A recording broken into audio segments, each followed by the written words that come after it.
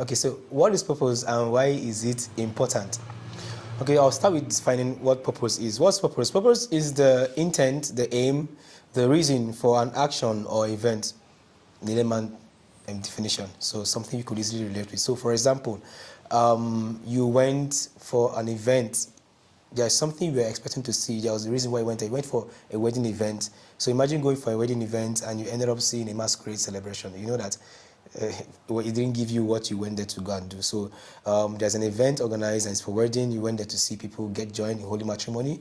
You hold the phone in your hands and then you expect something from that phone. There's a purpose for which it was created. So if your phone cannot make calls, it cannot receive messages, it cannot browse, then you know that you are holding the wrong gadget in your hands. In the same way, there are phones that are internet enabled and there are ones that are not internet enabled. So in a nutshell, purpose is reason, aim, objective, why something happened, why something is done, why an event was organized. Why do we need to know purpose? Why is it important? So there's a popular saying, and I believe it came from Miles Monroe of blessed memory. When the purpose of a thing is not known, abuse is inevitable. For example, I take a chair, a beautiful cushion chair, like the one I'm sitting on, and then I pack trash on it.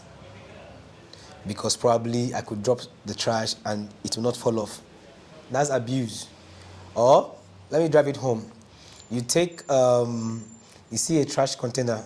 It looks like, some of them look like a drum for water or bucket, right? So because you saw one that looks like that, and then you get home, the bucket at home that you used to probably store water, or the drum you used to store water at home, if you have that kind of one at home, and then you pour trash into it, it's been abused because you didn't know that this particular container was for water and this other container was for trash.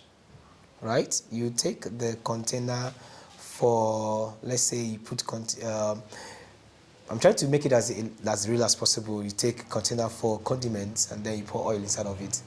Both of them are containers, it's been abused. So when you don't know the purpose of something, you maluse it, you abuse it, you put it to abnormal use. So everything has its normal use. When you don't know it, you put it to abnormal use. Why do you have to know the purpose for your life?